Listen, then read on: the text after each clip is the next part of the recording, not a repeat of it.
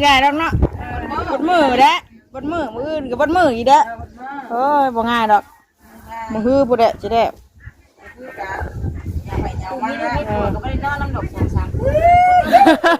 เจ้าก่อนวะเจ้าก่อนนะช่วงนี้เนาะมีการมีงานกับว่าซาแล้วค่ะล่ะซาแล้วคนมีลูกมีผัวเลยเนาะมีลูกมีผัวกับเจ้าก้อนเราอะระหว่างโชว์3 มื้อนี่เราอะชอบบัดบ่อยน้องมวนว่าอยู่กันพี่น้องเลยเนาะเก็บมาใส่ตะกร้ามันใหญ่พี่น้องไปนอนได้บ่บัดนี้ธรรมดาได้ชุดลูกเลยได้บัดนี้ไอชิมีอีกว่าที่โอ้ปะกี่วันเบาได้นี่เนาะลองมึงย่อขึ้นดิเอาเปลี่ยนกันหิวก็เลยหน่อยเล็กกินอีกต้นเลยนะไปทางนั้นแต่ครับต้นมากะมาห่อข้าวต้มเนาะอยู่ในงานเพื่อนบุญดีได้พี่น้องเลยมาได้ว่าเลย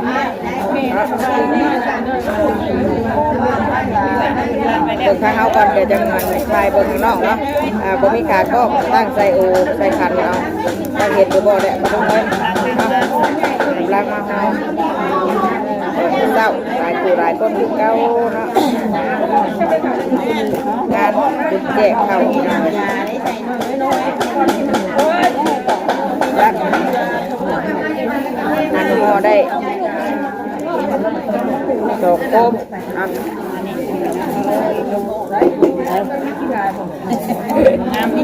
เดินไปไปบ่ไปห่อแล้วกับเมื่อโอ้ท่านได้แล้วกับห่อต่อเนาะห่อแล้วกับสีผ้าต้มพอดีจังหน่อยเนาะอย่างทำเนื้อที่เราเลยนี่เป็นเนื้อตากโบกอนเนาะในวัดเสาเลยมาเอากระตุกไปทำบุญมืออื่นนะอื่นเศร้าอย่างไรเป็นกระตุกมือกาเทียมกระตุกตาเนาะไปตามทางเพื่อนนั่งตามทางเลยอย่างไรครับทักทายสบายดีเด้อเนาะสบายดีตอนเช้าตอนนี้จะเป็นเวลา8 โมงกว่าเช้าเป็นไรเลยเนาะเจอเติมเลยแล้วก็ต้มอย่างไรเพื่อนบุญเพื่อนมากับป้ากับนายแกนั่นนั่งตามทางอยู่เนาะไปเอาแล้วแล้วก็ออกไปก่อนคือทำแล้วมีหรือว่าบัวเนี่ยได้ยังไงอยู่หาคุ้มที่ก็ได้โซนได้3แล้วก่อน3ได้ไปได้อันน่ะตอกนะมันลงนะตอกได้มาแล้วก็ต้องไว้ตั้งไว้ใช่ตอกได้เลยมันตอกได้ว่าเดี๋ยวว่าทำไมตอกกับงามก็ได้ตอกเลยนี่เนี่ยจังหวะก็หอมมาหายได้ตอกมาตอกมันมีสิคุณนะตอกได้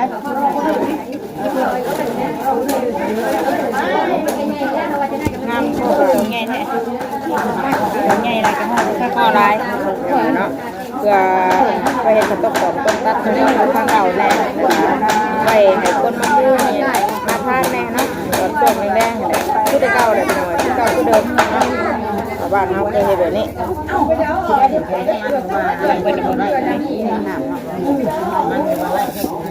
กล้วยใส่เปล่าใส่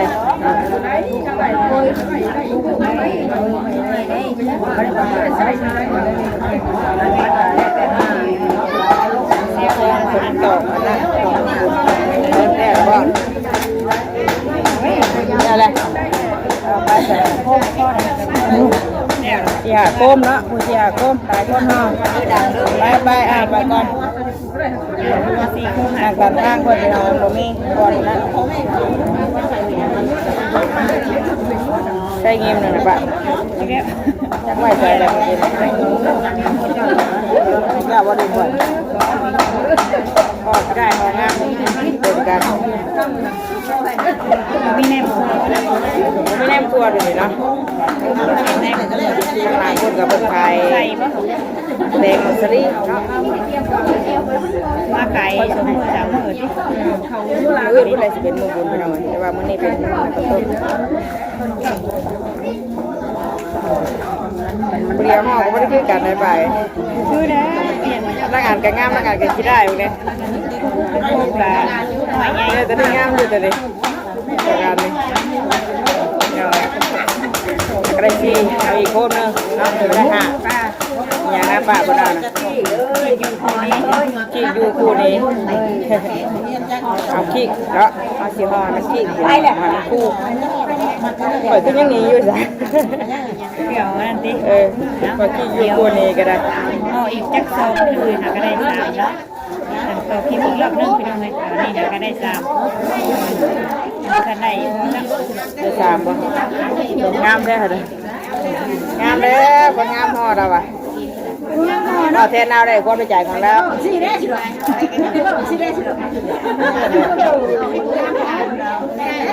ก็ให้ป้าว่าห่อต้มงาม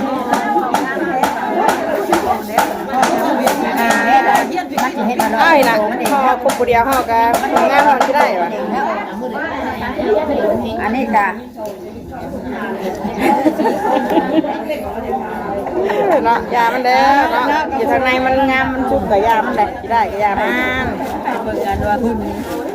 บอกได้ไป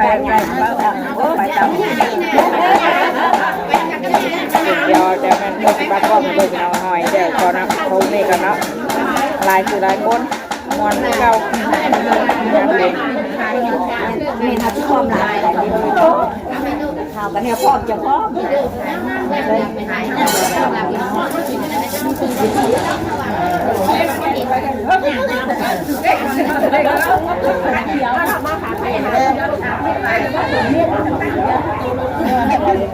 ื่อพัดเดียวหลายทองพัดเดียวกำลังงานห่างกัน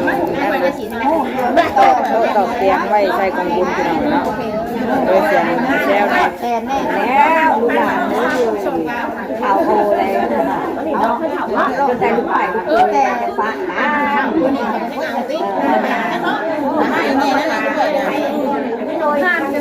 แต่พ่อกันยังได้ตัวยังน้อยเท่าก้นปลาได้เราได้ออกไปกันแล้วยังแซวพี่น้องเลยเนาะ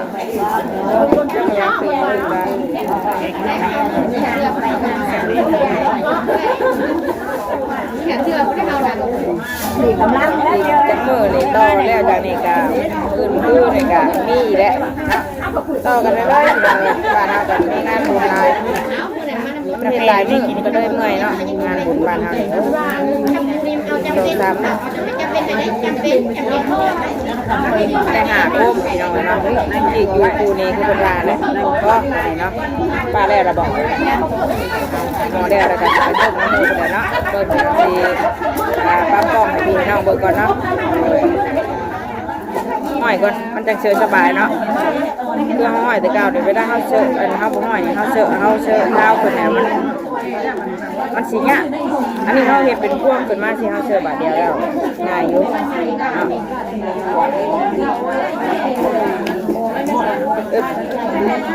กับมืออื่นกับแมงเชื่อเพิ่นก็ว่าสิเอาทางยาพอหรือว่ายาคู่พี่น้องเนาะเมื่อสันเขาเพื่อนเพิ่นพี่น้องคนกำลังลามากกับมีผู้ใดท่านใดห่อกับมาห่อน้ำรังเนาะผู้ใดห่อแล้วกับเมื่อก้อนพี่น้องมีเวียกมีงานเนาะไปให้ไปหน้ากับแล้วมีกันต้มตามันจับมือเดียวกันเบี้ยบัตรเลยลงเอาตัวงามใครแล้วเนาะ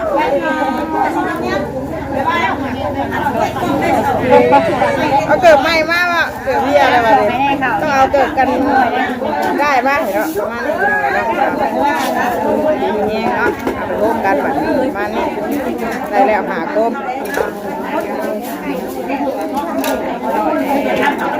เบี้ยอะไรบ่อะไรไ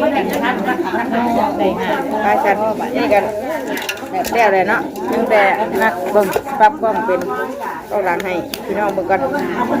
โอ้โหปรับเป็นกล้องหลังพี่น้องเลยเนาะ เด้ห่อแล้วเรียบร้อยทางญาติพี่น้องเพิ่นกำลังล้างมาก็มีผู้ใดเมื่อแล้วก็มีเนาะผู้ใดห่อแล้วก็เมื่อผู้ใดทันได้แล้วก็มาห่อพี่น้องเลยนี่เด้ห่อกันหลายอยู่เด้รวมกันหลายคนห่อผู้ละ4ผู้ละ5เนาะล้างมาก็มีผู้ใดก็มีผู้น่ะเดินเอาคักๆได้เนาะเฮ็ดเสี่ยวออกมาสิก็มีหม่องนั่งหม่องเด่นหม่องตั้งกองบอกของบุญไปเอาเรียกแล้วบ่ตู้เอ้ยไปเดี๋ยวกลับมานั่งกันได้เอาต่อผู้ใดท่านฮอแล้วเนาะผู้ใด5 บาทไปทางใดปะล่มบัดนี้เนาะเพราะว่าในผันฮ้อนโอ้ยพี่น้องเอ้ยอากาศก็เปลี่ยนแปลงกันตาก็สิกินหมกคือกากอยู่หาเป็นวัดเป็นไอเนาะไปชิ้นแรกมาหน่อยไอเตอร์จังเฮียนะปะอันน่ะไปตรงก้นแบบนี้เนาะก้นลายแบบนี้ได้อันนั้นไปตรงก้นดิไปทางใดแบบนี้4 5 โคมมันแหละคนละ4 5 โคมคนละ4 5 โคมกะเติมกันลายมันกันได้หลายโคมหลายคนห่อคนนั้นคนนี้ห่อช่วยกัน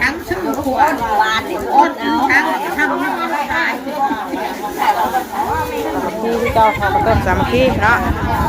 เอาเข่ามาร่วมกันไปหน่อยเนาะเอากะสิมีเอาเข่ามาแต่เฮือนเนาะอย่างเช่นห่อกระต้มเลยกะเอาเข่ามาแต่เฮือนเฮาเนาะเอามาห่อกล้วยนี่สิเป็นทางเฮือนบุญเพิ่นเนาะแล้วก็มาห่อร่วมกันหลายคนเนี่ยเนาะเก่าคือเดิมไปไหนพี่น้องเลยเดินแล้วก็กว้างเนาะมีพื้นที่ไว้จัดการงานก็สะดวกสบายพี่น้องเลยหน้าบ้านหน้าเรือนพอกับพุ่นนะเนาะเลือกให้เพิ่นแน่ไว้ให้ปู่เพิ่นมาหลังห่อใบตองเนาะใบตองมันก็บ่ค่อยอย่างงามแล้วมันเป็นงามอันล้มพี่น้องเอ้ยมันก็เลยอยากแตกอยากขนาดแน่อ่ะเด้อเลือกเบิ่งมันอยากหมาดบ่ได้เนาะบางช่องแขมือแล้วมันห่อนเด้มันห่อนเอาไว้แต่มันมัดไปทางผลบ่ทางห่อกระต้มผลบ่ทางต้มผลบ่ทางนี้บ่หรือทางนั้นบ่มีบ่ไปนั่นแล้วผลบ่ล้างบ้านเพิ่นบ่ได้เพิ่นไปต้มไปพี่น้องเอ้ยเนาะเดี๋ยวห่อได้แล้วก็สิไปต้มกระต้มน้ำมันก่อนจักเล็กจักน้อยเนาะโอ้ทางล้างบ้านเพิ่นบ่ได้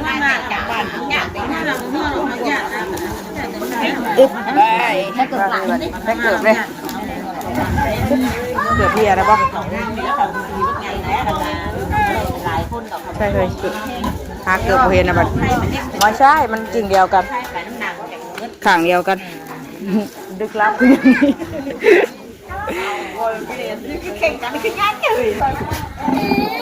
บ้านมาเฮือแล้วก็คักๆเลยเนาะเป็นเติร์ดอยู่พี่น้องเลย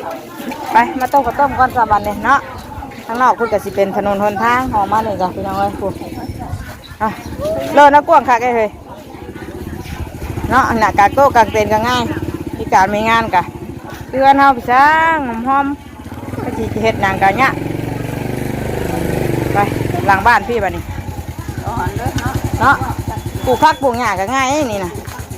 ปลูกหั่นนี่จ้ะเลี้ยงเป็ดเลี้ยงไก่ไปเป็นห้อง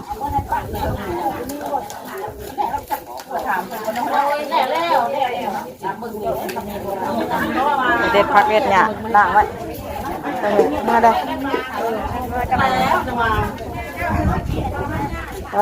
คนละเรากระดุดดินหน้าขึ้นมาคือเฮาเลยได้เนาะมันดินแน่นเลยเราดุดขึ้นมาเถอะนะมานี่ให้กว้างบ้านนี่เติดอยู่คักดีเองเลิศกว้างคักนี้เราเลยเนาะมาหลังบ้านพี่นะน่ะบุบัวจีของใกล้ไว้นี่ง่ายด้วยนี่เดี๋ยวใกล้กันนะก็เพื่อนเนาะค่อยไปก็เห็นพี่น้องเลยคุณตามชัดได้มันง่ายเนาะทางฟรีทางคักป่าเลยเนาะกว้างอย่างดีหากระชอบถึงมือดิสิอันนี้ก็เด็ดพักเด็ดหยาพี่น้องสักแหละเตรียมไว้เนาะหมูแดงผู้แดงเอาทำแล้วจ้ะกว้างเนาะป่ะเนาะคอยมาคือไม่ได้กว้างมาเลยเนาะ เห็นน่ะน่าจะปลูกไว้ก่อนคายไว้แบบนี้พี่น้องเลยเนาะถ้าเฮ็ดหัวก่อนเพื่อนแมงเกอร์กะนี่เด้มันจะได้บ่ได้สะได้ลงแบบนี้มันกะสิดินมันกะสินั่นอยู่หน้าแล้วก็เป็นนี่แหละแล้วรุดขึ้นหน้าเพื่อนแมงเกอร์นี่แหละเนาะบัดนี้แหละมันขันหัวไว้เดี๋ยวมันก็อยู่เลยเนาะปลูกหันปลูกนี่ใช่เห็นแล้วนะเห็นแล้วนะให้เราต้องห่วงเนาะเต็มที่เลยนะเฮ้ยเนาะไปใช่ไหมไปเด็ดผักกันเพิ่นก่อนอ๋อผักสลัดกับงามเลยสลัดไปดิเดี๋ยวตอนแรกพี่น้องเอ๋ยจังด่างเนาะผักหยากันมันนั่นก่อนไฟตูผักสลัดได้เลยน่ะช่วงแรกพุ่นแหละจังได้ด่างมันจังบ่เหี่ยวเนาะอันนี้ก็เตรียมไว้ก่อนเด็ดผักเด็ดหญ้าไว้เนาะผักบัวผักหอมพี่น้องเอ้ยใช้ปะไปเด็ดมุมไม่ได้ผลแดดเดี๋ยวเลยบ่ได้ว่าเด็ดผักเลยยังไม่ได้ดิไปใช้อบใช้หยังเนาะยังอยู่น่ะยังอยู่แผนกยังมีแผนกให้เฮ็ดอยู่ติบ่บดง่ายดอกเนาะบดมือเด้บดมือมื้ออื่นก็บดมืออีกเด้โอ้ยบ่ง่ายดอกมื้อฮือผู้ใดสิได้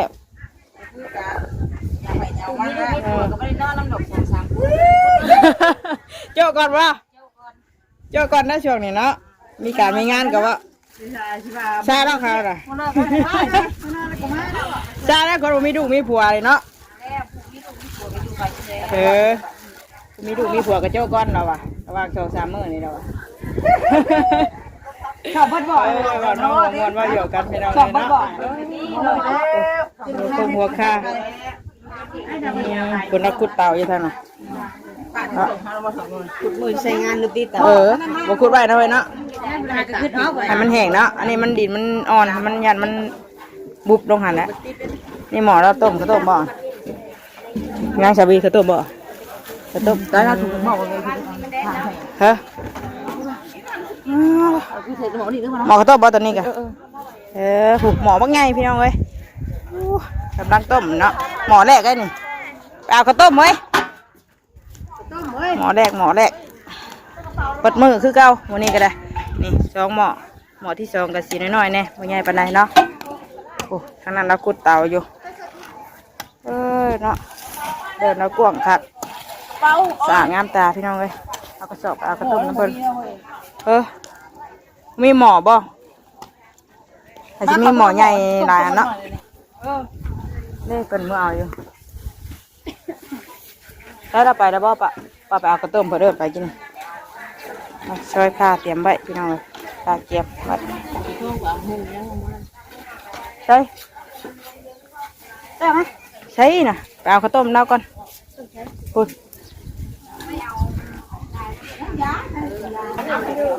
เก็บมาใส่ตะกร้ามันใหญ่พี่น้องไปนอนได้บ่บัดนี้ธรรมดาได้ชุดลูกเลยได้บัดนี้ไอชิมีอีกว่าที่ป่ะกี่วันเบาได้นี่เนาะลองนึงย่อขึ้นดิเอา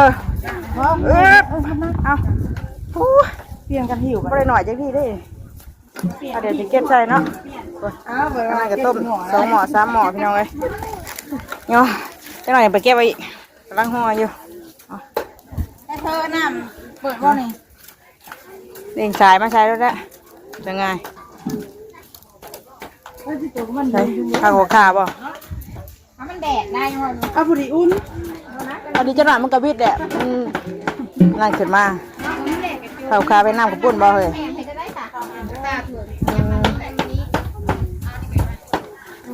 นี่เราบอกเจ้าได้กันยังเดินนะนี่ค่ะเดี๋ยวไม่เห็นนะเดี๋ยวไม่น้ำกับปุ้นเนาะเอาไปใส่ลาบได้เนาะใส่ลาบใส่ก็ไอเตอร์ไอต้ามาบอกว่าจะไปเฮือนย่ามากินเอ้าไปกับไผ่ไปกับอ้ายเพื่อนขาอ่อนขาจับให้นั่งปุ้นแต่แล้วขาขึ้นขาเนี่ยต้มจืดดิเราไปเรียกพระกันเพื่อนเนาะเดี๋ยวจะมีขาวต้มพี่น้องเลยเนาะโคม่านหลังกระหอยคนมาแล้วต้นไทรงานบุญเนาะมื้อนี้กะมางานเดินบุญพี่น้องเลยไปไหนก็ฝากบุญฝากเงินฝากเป็นกำลังใจกันทุกครั้ง งโฆษณาให้ได้พี่น้องเด้อเนาะสำหรับคลิปนี้แม่งเตอร์กับสีจบคลิปไว้เพียงเท่านี้ก่อนเนาะแล้วก็กันอีกคลิปหน้าพี่น้องเลยเนาะลาพี่ละน้องก่อนต้มกับต้มน้ำมูก่อนก็เลยจะนอนเนาะลาแล้วจะสบายดีเด้อบัจิกุทุกคน